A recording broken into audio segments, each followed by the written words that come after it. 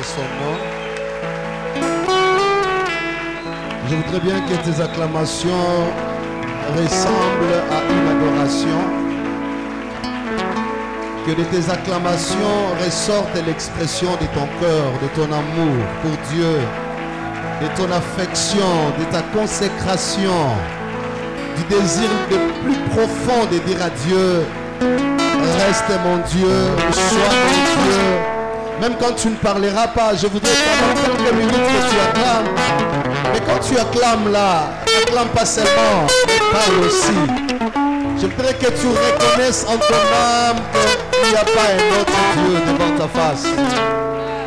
Il n'y a pas un autre Dieu. Il n'y en aura jamais. Il est le seul, l'unique et le véritable. Je ne t'ai pas demandé d'arrêter d'acclamer. Tes acclamations étaient une manière de dire à Dieu, tu es là. Tu es présent dans mon cœur. Tu es présent dans mon esprit. Je salue ta présence parmi nous. Je te glorifie. Combien sont morts? Combien ont voulu être là avec nous ce matin, mais ils ne le peuvent pas. À toi, Dieu a fait grâce. Il a renouvelé sa bonté. Je voudrais que tu lui dises un mot. Je voudrais que tu pries à Dieu. Je voudrais que tu lui dises, je vais écouter ta parole. Le désir le plus profond de mon cœur, c'est de t'écouter. Tu es présent dans mon esprit. La Bible dit il est présent là où 2 ou 3 se décident. Il est là. Toutes tes chaînes se brisent. Seigneur, je Je vais sais t'écouter. que tu peux tout faire. Je voudrais que tu renouvelles ta confiance en Dieu. Jésus, Que tu saches que tu n'es pas seul. juste le son de ton Et qu'il y a quelqu'un, il y a un Dieu, le Dieu véritable, qui peut tout changer. Yes. Quand je prononce ton nom, toutes tes chaînes se brisent. Je sais que tu peux tout faire. Jésus, juste le son de ton nom fait tes voix et va. Quand je prononce ton nom, fais-les avec moi. Quand je prononce ton nom,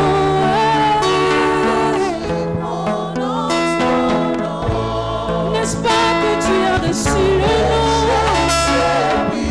au-dessus de tout autre Jésus, juste le son de ton nom fait tes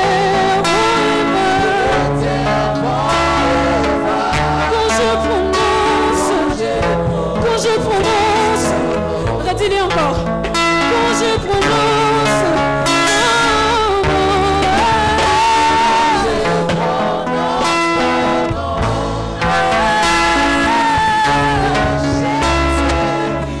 je sais papa, Nina ne kiona maye. Je sais le son de ton nom. Fais tes voix quand je prononce.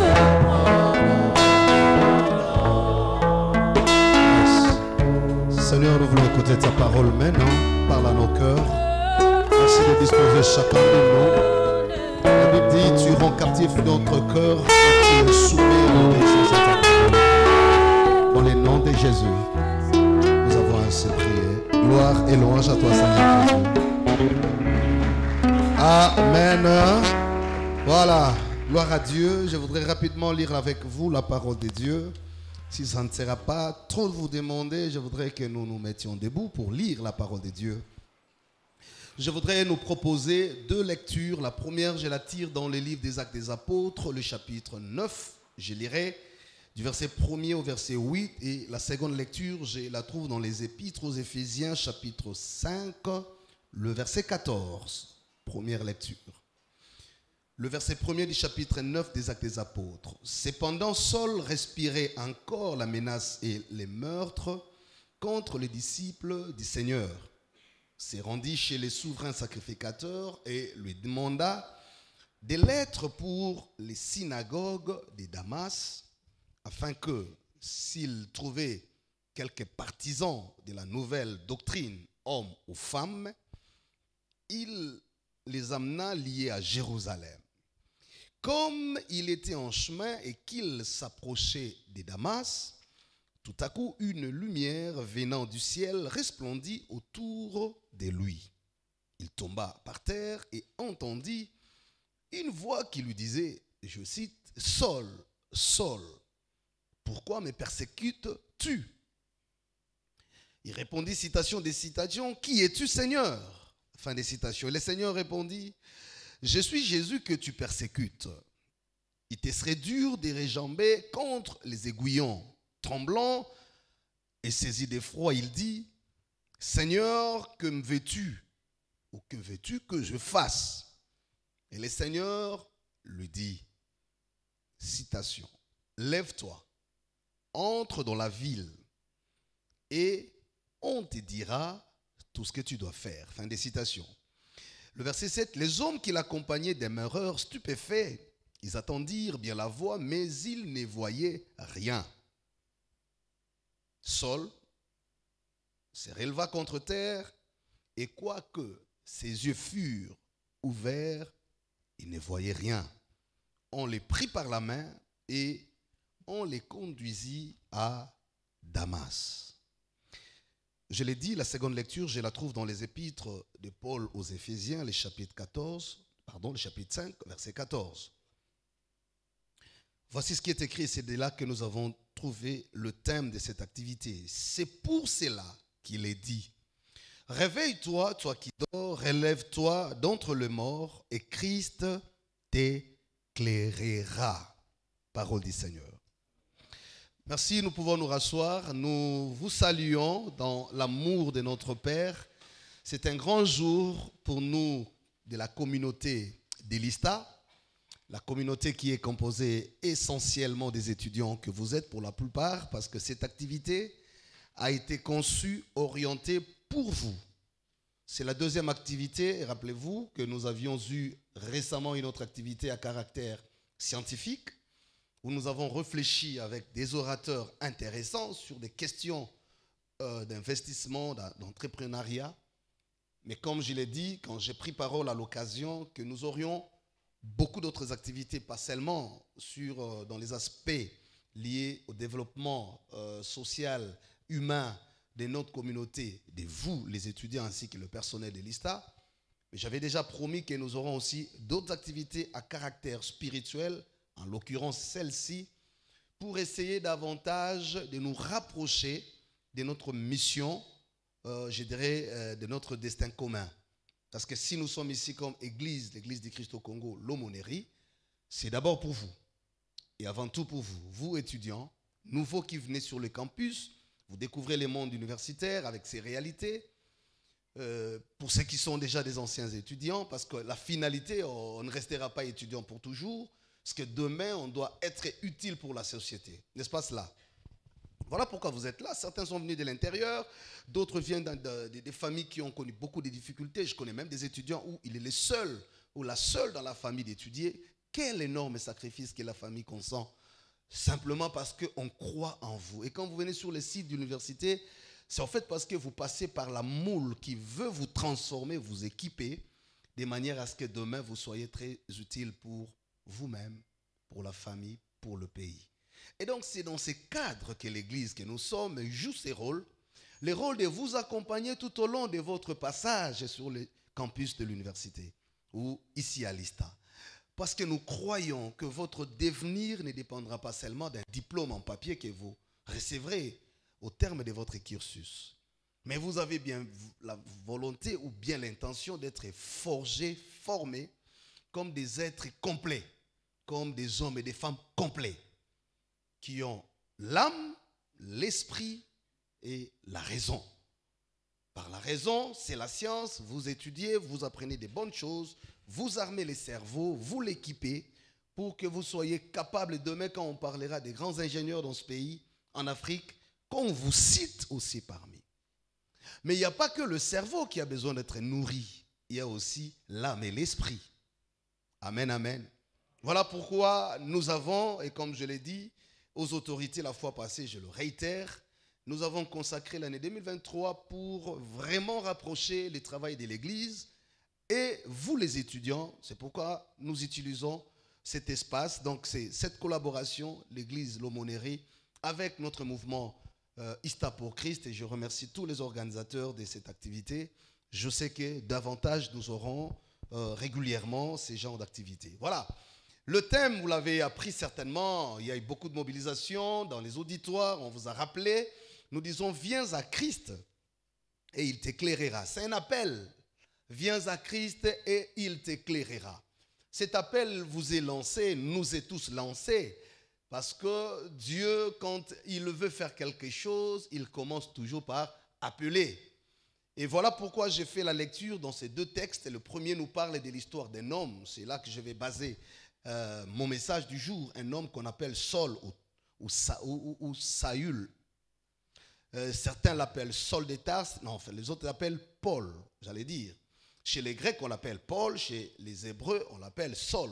Mais cet homme était, ce qui est intéressant ici, un homme intelligent, un peu comme vous. Un homme de grandes connaissances, un scientifique avéré de son temps, respecté parce qu'il est de l'école de Gamaliel. Il avait une bonne connaissance, non seulement sur des questions religieuses, parce qu'il était un pharisien. Les pharisiens, c'est des gens qui avaient beaucoup approfondi la connaissance en matière religieuse, donc c'était des docteurs de la loi.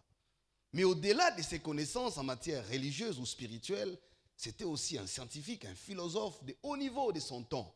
Donc quelqu'un qui avait une forte culture, une grande connaissance. Et vous savez, la connaissance, l'étendue de votre connaissance détermine l'étendue de votre vision du monde. Parce qu'en fait, votre regard du monde est nourri par les niveaux de votre connaissance. Plus vous accédez à la connaissance, plus votre regard s'allonge. C'est comme ça qu'on dit, celui qui connaît peu verra peu. En fait, votre vision, vos yeux sont cachés dans votre cerveau. C'est votre cerveau qui vous permet de voir les choses au-delà de ce que tous les hommes ordinaires peuvent voir. C'est pourquoi on est intellectuel. C'est pourquoi on passe à l'université. On ne vient pas à l'université seulement pour avoir un papier qu'on appelle les diplômes. On vient à l'université pour améliorer les niveaux de son jugement. On vient à l'université pour se placer dans la sphère des inventeurs de possibilités. C'est-à-dire lorsque vous êtes dans une société et que la société est confrontée par des problèmes, on aimerait trouver les solutions aux problèmes de la société. On n'invite pas tout le monde. On invite la catégorie des hommes et femmes qui sont en mesure de réfléchir à cette sphère de production des possibilités. Et donc, en fait, un homme de connaissances est une réponse permanente aux besoins permanents de la société. Est-ce que quelqu'un comprend quelque chose? Je m'introduis par là. Donc, ce n'est pas pour rien, quand on vient à l'université, c'est pourquoi on n'a pas besoin d'être poussé. On n'a pas besoin d'être suivi. On n'a pas besoin de corrompre pour avoir les points. Parce qu'en fait, on peut avoir aujourd'hui le point, mais demain, ça ne vous servira à rien. Parce que si le point est issu de la corruption, demain, vous ne serez pas en mesure. Je n'ai pas besoin de mettre mon diplôme sur le visage pour prouver que je suis intellectuel. Vous n'aurez pas besoin de votre diplôme tous les jours. C'est vous dont on aura besoin. En vous écoutant, en voyant la manière d'agir, quelqu'un dira, « Ah, où tu as étudié ?» Est-ce que quelqu'un me comprend? Donc, je voudrais commencer par là pour vous montrer que vous n'êtes pas des hommes et femmes ordinaires. Le message ou l'appel lancé n'est pas un appel ordinaire à qui que ce soit. Donc, même quand Dieu nous appelle, l'appel de Dieu tient compte de la catégorie. Parce que chaque appelé de Dieu est une réponse de Dieu aux défis de la société. Dieu ne vous appelle pas pour vous, ni pour vous faire plaisir. Plaisir, disais-je. Mais il vous appelle parce qu'il veut faire de vous le canal des solutions à votre société. Parce qu'il ne descendra pas pour venir commencer à parler, à dire comment on peut inventer la caméra, comment on peut inventer les robots roulage, comment toutes les innovations que vous réalisez ici à l'ISTA. Dieu ne descendra pas. Mais puisque la société en aura besoin, il s'appuie pour ceux-là qu'il considère les faiseurs des possibilités. Et donc, Paul était l'un des faiseurs des possibilités de son temps. Quelqu'un de grande connaissance. Quand il y avait des situations qui troublaient la société, c'est parmi les cerveaux qui réfléchissaient. Et lorsqu'il prenait un point de vue, son jugement avait autorité. Facilement, les autres pouvaient s'aligner derrière lui parce qu'on faisait confiance à son jugement. Est-ce que quelqu'un est là peut acclamer le Seigneur? Mais rassurez que vous êtes là et vous me suivez très attentivement. Gloire à Dieu. Un peu aussi comme notre société aujourd'hui, défiée par plusieurs situations. Sociaux, politiques, environnementales, développement, tout ce que vous voulez, sécuritaire. Et la société, en fait, sans vous le dire, compte sur vous. Si demain nous parlerons du développement du Congo en matière de la technoscience, la réserve se trouve dans cette salle. Ben, si j'étais à l'autre place à l'époque comme étudiant, j'allais dire, mais amen, je retiens ça. Donc demain, l'avenir de la technoscience du Congo, de l'Afrique, tout en vous rappelant que vous êtes des hommes, des femmes qui vivent dans un pays qui constitue la réserve mondiale en termes de ressources naturelles. Donc votre formation n'est pas que la réponse à la famille, mais vous êtes en train d'influencer les devenirs de l'univers. Donc voilà combien vous êtes précieux, pas seulement aux yeux des hommes, mais aux yeux de Dieu. Et c'est ce Dieu-là qui lance cet appel à des hommes et femmes en qui il a placé cette confiance. Mais tenez, voilà ce qui va nous intéresser. Cet homme, autant rempli de connaissances, un homme de valeurs, un homme de jugement élevé, s'appelle Paul, Saul de Tarse, si vous voulez bien. Mais il n'était pas suffisamment éclairé. De tout son jugement rationnel qu'il avait, s'est caché aussi quelques confusions sur la notion de Dieu. Il était sûr et certain qu'il connaissait beaucoup de Dieu parce qu'il a appris, il a étudié. Mais Dieu lui-même savait qu'il n'était pas encore arrivé au niveau où Dieu le voulait, au niveau où Dieu l'attendait. Cet homme était un grand défenseur de la religion juive à l'époque. Et c'est comme ça que la péricope, les textes s'ouvrent en disant, il a pris la charge d'aller dans des villes pour persécuter ceux-là, chrétiens de l'époque, qu'il considérait comme des hommes de secte. Parce que quand l'Église est née, le judaïsme comme religion considérait le christianisme comme une secte, un mouvement de déviationnisme. Et il fallait redresser, il fallait corriger, il fallait sauver. Parce que les jugements de ceux-là, des intellectuels de l'époque, avaient supériorité. Donc, du moment où ils avaient considéré l'Église comme une menace, tout le monde avait changé les regards sur l'Église. C'est un peu aussi comme vous. Quel est le regard que vous avez sur l'Église? Comment vous regardez votre Église qui est l'aumônerie? Comme des intellectuels. Est-ce que vous trouvez en ça une porte de votre salut? Une usine de transformation de votre être? Un pilier sur lequel vous pouvez vous appuyer pour votre devenir? Ou vous trouvez ça juste comme un mouvement des hommes, des femmes qui font du bruit derrière les hommes? C'était ça la réalité. Pourquoi? Parce que Saul avait ses convictions personnelles. Il avait sa foi. Autant beaucoup avaient ses religions, au même titre que nous ici, aujourd'hui, quand nous venons, chacun vient de chez lui, de sa famille, avec sa religion. Je le respecterai toujours, avec ses convictions. Mais le plus important n'est pas le nom de votre église ou les valeurs de votre conviction. Le plus important est de s'assurer, êtes-vous dans la vérité? Êtes-vous éclairé? Ce n'est pas le nom du pasteur, du prêtre, de l'imam. Ce n'est pas le nom de l'église qui compte. Ce n'est pas la nature de vos habitudes. Mais est-ce que vous êtes arrivé suffisamment à comprendre que Dieu vous appelle à un destin au-delà de vos agendas personnels? C'est ce qui se passe ici. Paul avait aussi son agenda, avait sa vision des choses, regardait l'Église comme une menace, un désintéressement. Il allait jusqu'à persécuter l'Église. Quelqu'un va me poser la question, mais aumônier, comment persécute-t-on l'Église? Mais lorsqu'on ne reconnaît pas la valeur du travail de l'Église, lorsqu'on foule la grâce de Dieu aux pieds, la Bible dit au jour du bonheur, réjouis-toi. Mais au temps de malheur, réfléchis. Mais la Bible rajoute une chose que j'aime beaucoup. Il dit, au temps de grâce, je vous exaucerai. Au jour du salut, je vous secourirai, dit l'Éternel des armées. C'est-à-dire, il y a toujours un moment où Dieu tourne le regard vers un peuple, tourne le regard vers un homme, vers une femme.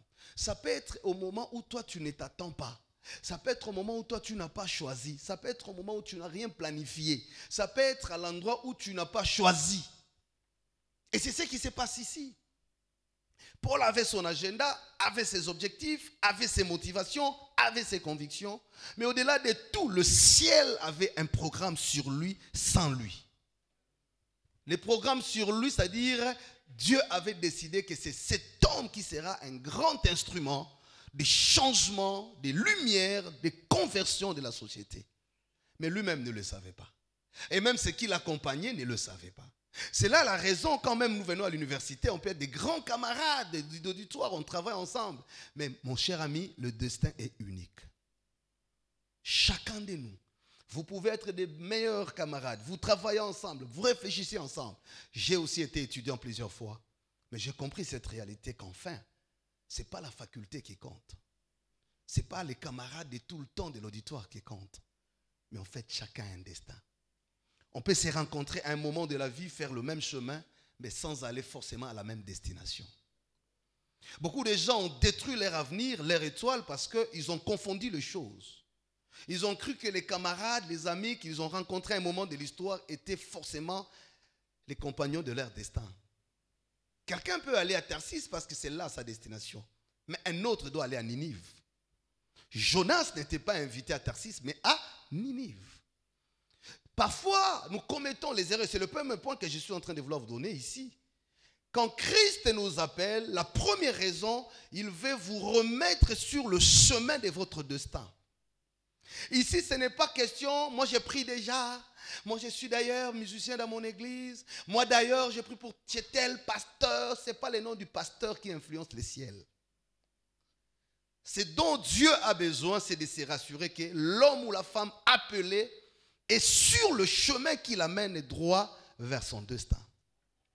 Le chemin qu'avait pris Saul de Tarse, d'aller persécuter sur des convictions certaines et des motivations vraies, pouvait sembler bien à ses yeux, mais non prévues par Dieu. Chers frères et sœurs, pourquoi ces messages nous arrivent aujourd'hui? Je m'inclus dans le lot. Est-ce un hasard? Pourquoi tout le monde n'est pas là? Vous, vous êtes là. Je voudrais vous dire, vous êtes un appelé de Dieu. Si vous le croyez, on peut encore acclamer le Seigneur. Vous êtes un appelé de Dieu. Et quand Dieu vous appelle, j'ai dit la première raison, il veut vous remettre sur le chemin qui mène vers le destin. Parce qu'en fait, si tout chemin mène à Rome, mais tout chemin ne mène pas au destin. Est-ce que quelqu'un comprend quelque chose? Alors, la Bible dit, il a fait des chemins tout tracés.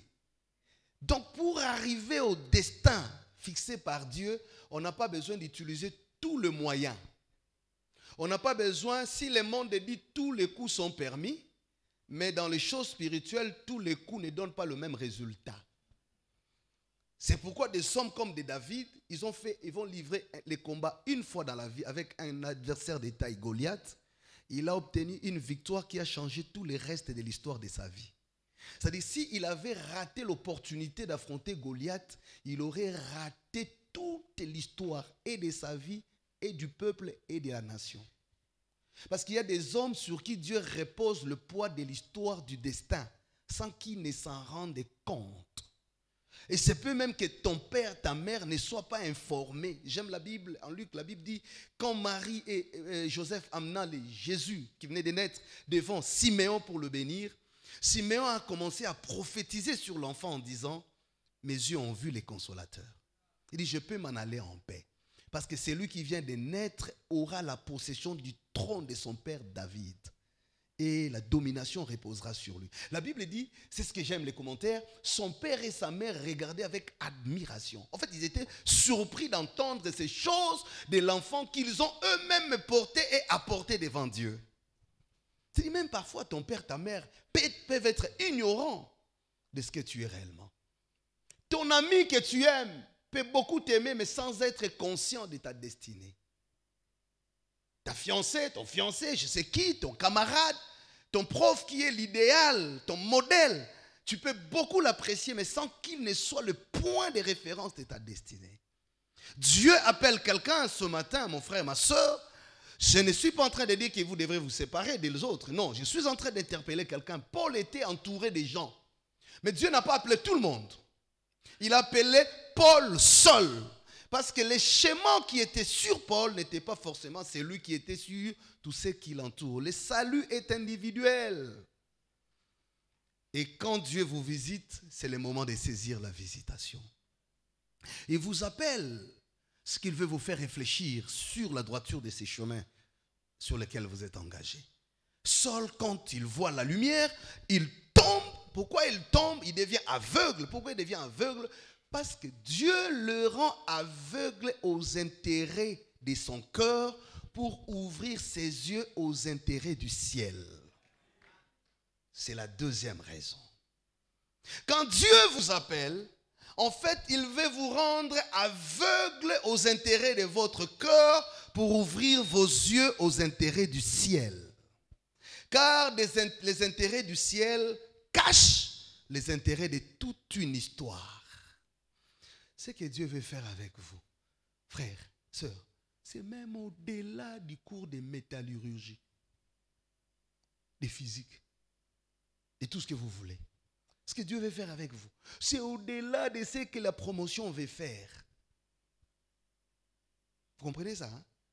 Même au-delà de celui qui vous a pris l'inscription à l'ISTA, même au-delà de celui qui paye le frais, ce que Dieu veut faire avec vous, c'est tellement au-delà, au point que même ceux qui vous entourent ne les maîtrisent pas encore. Laissez-vous vous aveugler aux intérêts d'aujourd'hui. Dieu veut ouvrir vos yeux sur le destin de la nation. Vous êtes la réserve de Dieu pour cette nation. Vous êtes la consolation de Dieu pour votre famille. Si Dieu n'a pas réussi avec tout le monde dans votre famille, vous êtes resté la dernière cartouche dans le plan de Dieu. Il y a des choses qui ne commenceront que quand vous répondrez à cet appel de Dieu.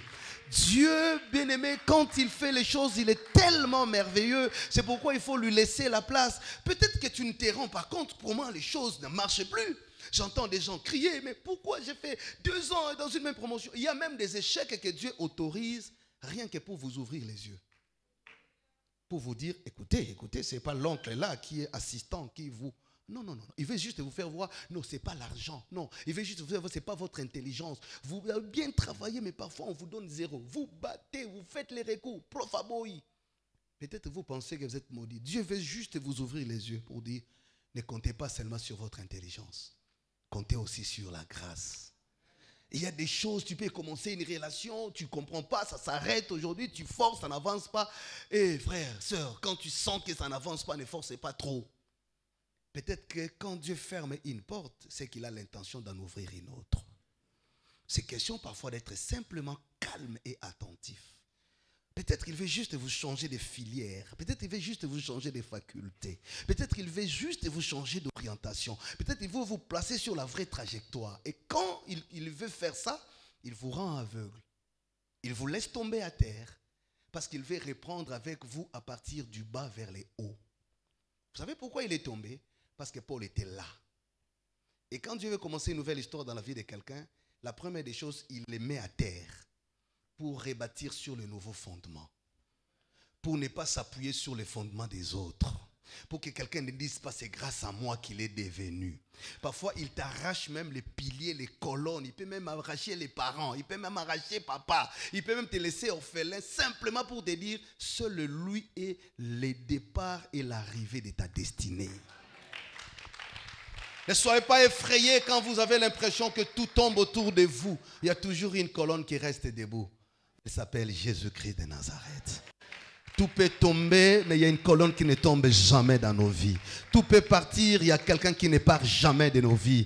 Tout peut sombrer, mais il y a quelqu'un qui ne sombre pas. La Bible dit de lui, il est le chemin, il est la vie, il est la vérité. Même quand le peuple, la nation, le gouvernement, l'État ne vous donne aucune assurance pour votre destin, je suis venu dire à quelqu'un, l'assurance reste au ciel. La Bible dit, celui qui tourne le regard vers lui ne sera jamais couvert de honte. Je ne sais pas qu'est-ce que tu traverses aujourd'hui comme problème. Je ne sais pas où tu es tombé, comment est-ce que tout ne marche plus dans ta vie. Mais je te dis, quand tout s'écroule, il y a quelque chose qui reste toujours. Et c'est cette voix. Et c'est la troisième des choses, quand Dieu t'appelle, il fait taire la voix de tout le monde pour faire entendre sa seule voix. Il te dit, lève-toi, je serai avec toi. Les gens vont rappeler ton passé. Les gens vont parler de tes faiblesses. Ils vont dire, d'ailleurs, il avait touché à la magie. D'ailleurs, il était sorcier. Paul était aussi accusé comme ça.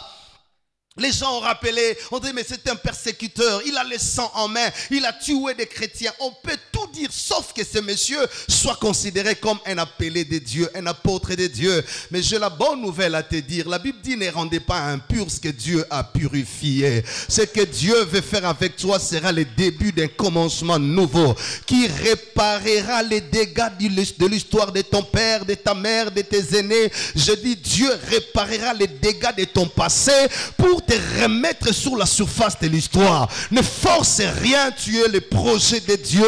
Il dit viens, Christ t'appelle parce qu'il veut t'éclairer. Il ne te demande pas beaucoup de choses comme il a demandé à Paul. Ouvre seulement ton cœur, dis-lui Seigneur entre. Je reconnais que mes voies n'étaient pas tes voies. Je reconnais que j'allais sur un chemin en réalité qui ne m'amenait pas au bonheur de ma destinée. Je reconnais que je travaillais sur ma propre vision, oubliant que toi tu as une vision pour moi, sur moi et pour les autres. Je reconnais que je ne connaissais pas tout, même ce que je croyais être vrai n'était qu'en partie la vérité. Toi tu es la vraie, la vérité et la vérité éternelle. J'ouvre mon cœur. Quand Paul s'élève, la Bible dit il a ouvert les yeux, il ne voyait rien.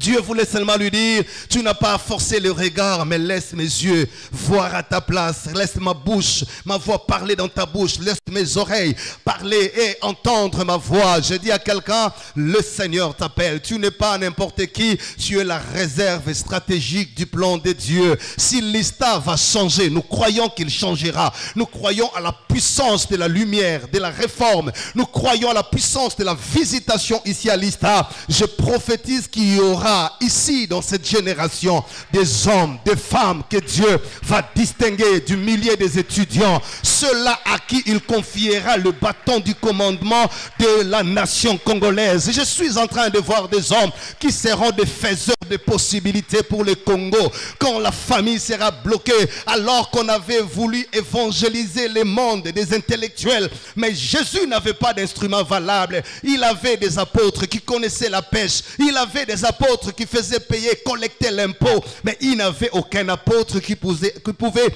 affronter les grands milliers de sciences, les grands milliers de connaisseurs, les grands milliers de philosophes, et il a trouvé un instrument. C'était cet homme de Paul. Quand Dieu regarde, il dit aux hommes, ne les jugez pas, ne les condamnez pas. Moi-même, je lui montrerai ce qu'il souffrira pour mon nom. Mais il est un instrument rare de la génération parce que peu sont comme lui, peu ont accédé au niveau de sa connaissance, peu ont les diplômes. Peu viennent à l'Ista. Certains fuient l'Ista juste par le nom de l'Ista. D'autres ont commencé à l'Ista, mais ils n'ont jamais fini à l'Ista. Toi, tu es là, frère, sœur. Tu n'es pas n'importe qui. C'est toi l'instrument valable de Dieu pour l'Ista, pour ta famille, pour l'église, pour la nation.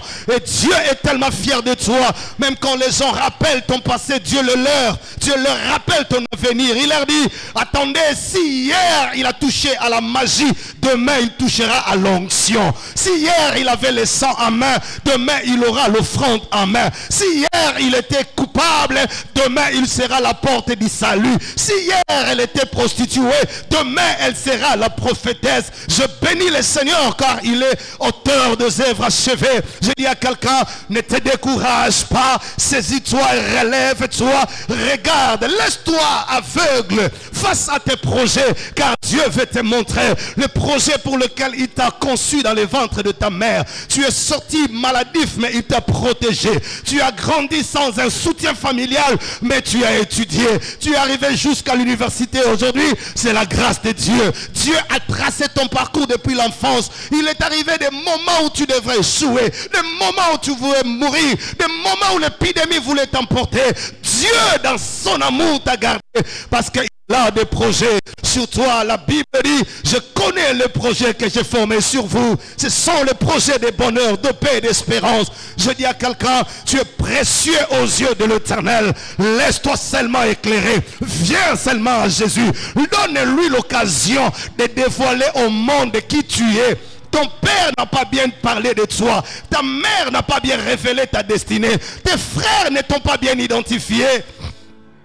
Quand David arrive au champ de bataille, on pose la question, de qui es-tu fils? C'est son frère aîné Eliab qui parle de lui. Il dit, je le connais. Je connais l'orgueil de son cœur. Je connais la malice de son cœur. C'est pour le combat qu'il est venu. Il arrivera que tes frères de famille qui te connaissent, qui t'aiment, avec qui tu as le même sang, mais qui ne soient pas en mesure de bien te présenter.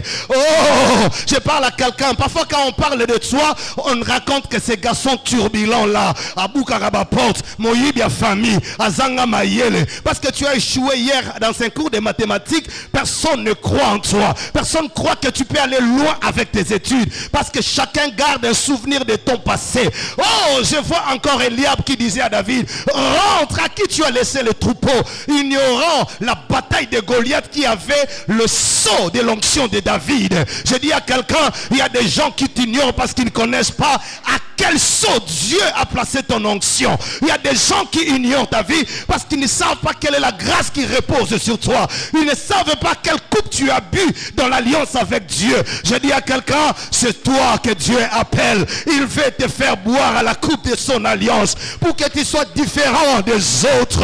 Tu seras une femme du même âge que toutes les autres, mais dans le ciel, tu ne seras jamais vu comme tout le monde. Le poids du salut est sur tes épaules. Le Congo, la famille, l'église seront sauvés grâce à toi. Ressaisis-toi, ressaisis-toi. Oui, lève-toi et ouvre les yeux parce que Dieu veut t'inviter à son salut. Il dit, viens, je t'attends. Dieu ne te juge les hommes. Les hommes veulent te juger, mais Dieu veut te sauver. Les hommes veulent te condamner, mais Dieu veut te pardonner.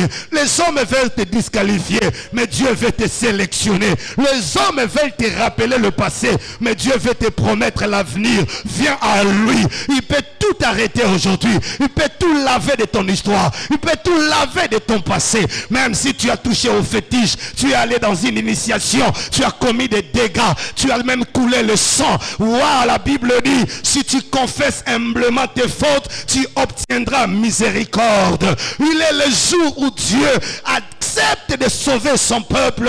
C'est aujourd'hui, mon frère. C'est aujourd'hui, ma soeur. Il t'appelle à lui. Il ne te demande que d'ouvrir ton cœur. Il y a un grand vent de réveil qui arrive à l'Ista. Il y a un grand mouvement prophétique qui va se déchaîner.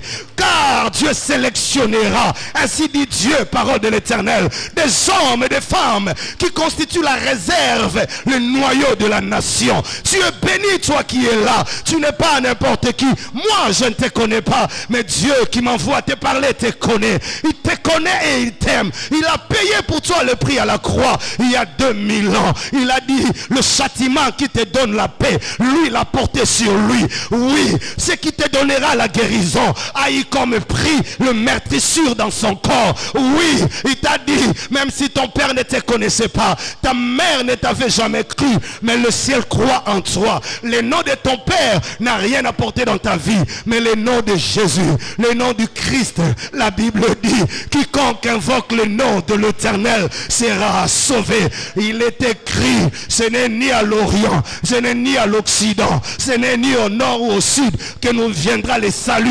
Le salut nous vient au nom de l'Éternel. Et Pierre a dit, le salut n'est en aucun autre nom. Ce n'est pas le nom de la religion, ce n'est pas le nom de l'église, ce n'est pas le nom du pasteur. Le salut est au nom de Jésus-Christ de Nazareth. Celui qui croit en lui ne marchera plus dans le noir, il aura la lumière éternelle. Il a dit, celui qui boira de mon nom, les sources d'eau vive jailliront de lui.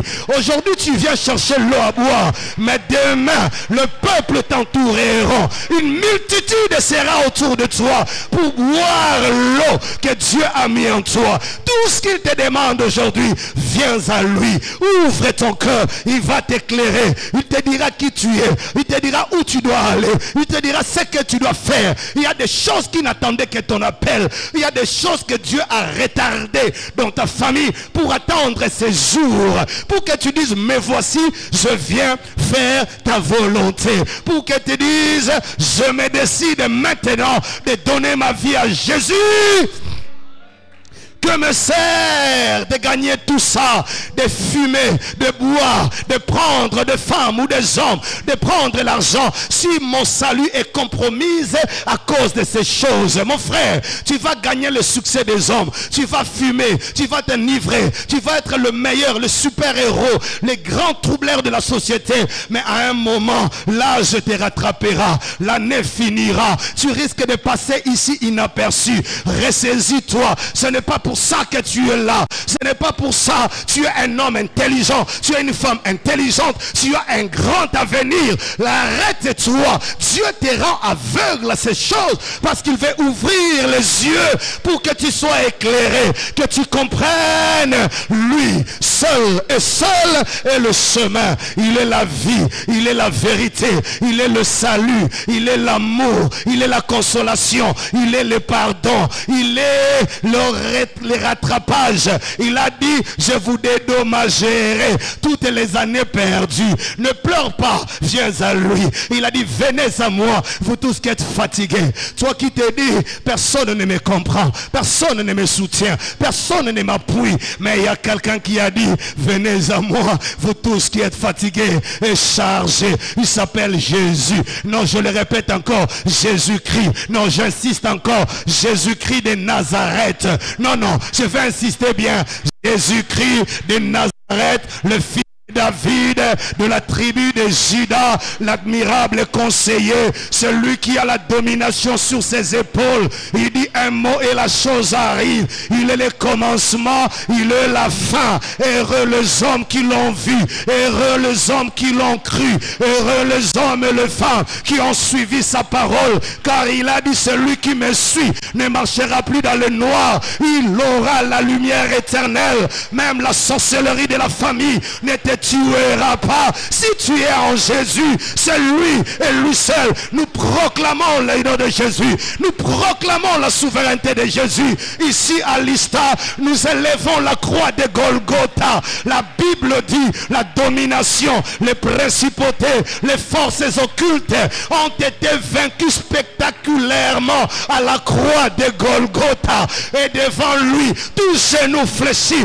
toutes bouches confessent, Jésus, Jésus, Jésus est Seigneur, est Seigneur. Tout passera, l'argent passera, les diplômes passera, le mariage passera, mais sa parole demeurera éternellement. Oh, je dis à quelqu'un, lavons nos habits, il revient bientôt prendre son église. Nous monterons après avoir vaincu le monde par la foi, après avoir triomphé du monde par la foi. Nous monterons, nous jouerons, nous psalmodierons avec lui dans la sainteté éternelle. Je voudrais prier avec toi. Je voudrais prier avec toi, j'ai fini. Je voudrais prier avec toi. Est-ce que tu peux t'élever s'il te plaît? Est-ce que tu peux t'élever? Oh Jésus. Parfois on croit être dans la vérité. C'est quand il vient nous dire non, c'est pas ça le chemin. On s'écroule, on tombe à terre, on pleure, on dit non, j'ai perdu mon temps dans ces choses inutilement, alors qu'une multitude de témoins m'entoure. Mais regarde, alors que le salut de plusieurs est attaché à ta voix. Parfois on ignore ce qu'on est, on se bat pour beaucoup de choses. Il a dit à Marthe, tu te dépenses pour beaucoup de choses. Ta soeur a choisi la bonne part qui ne lui sera jamais ôtée. Pendant que nous sommes debout, les yeux fermés, je voudrais lancer cet appel. Si tu es là, ma soeur, mon frère, invité, mais tu sais, tu n'as jamais donné ta vie à Jésus. Après ce puissant message, tu as entendu la voix du Seigneur qui t'appelle. Il te dit, viens, viens. Il insiste parce qu'il sait ce que tu représentes à ses yeux. Peut-être personne ne t'a jamais dit ces choses. C'est comme ça que tu ne crois pas à cela. Mais aujourd'hui, la parole t'a atteint. La Bible dit dans leur détresse, ils crièrent à l'Éternel. Il leur a envoyé la parole. Et la parole a guéri. Si tu es là, tu sens, tu dis non, ça c'est mon jour. Hier c'était Paul, aujourd'hui c'est moi. Lève seulement ta main de là où tu es. Merci mon frère. Lève seulement ta main. N'aie pas peur, nous avons les yeux fermés. Ne t'occupe de personne. Ici, c'est question de chacun pour soi. Je demanderai aux évangélistes de s'approcher très rapidement des bien-aimés qui lèvent le main. Les responsables, très rapidement, on va gagner en temps. Pour les aider à cette prière d'accompagnement, on n'a pas besoin que vous veniez devant. Levez seulement la main de là où vous êtes.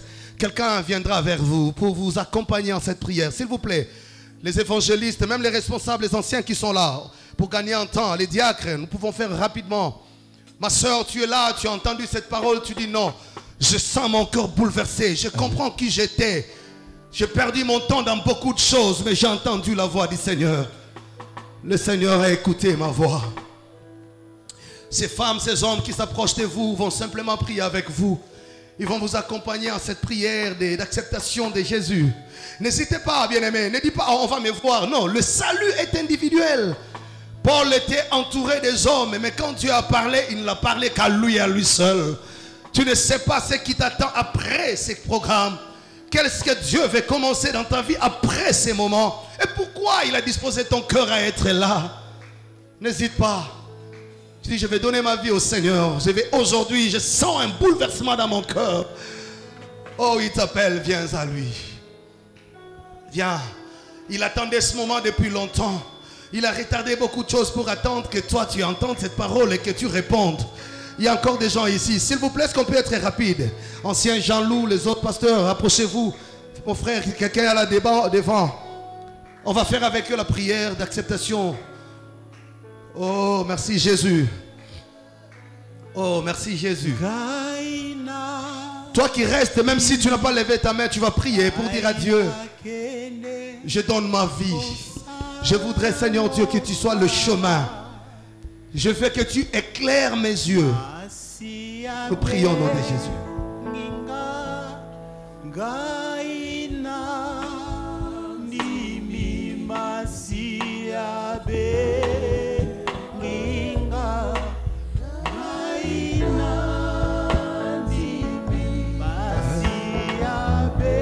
Oh, merci Jésus.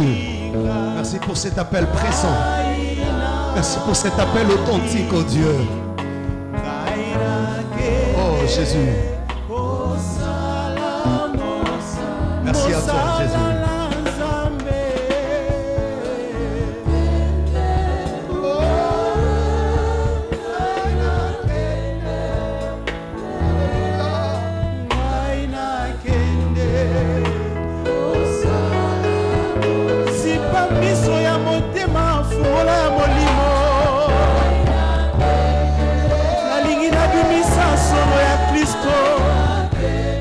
Nalaka Kristo lokola kazaka na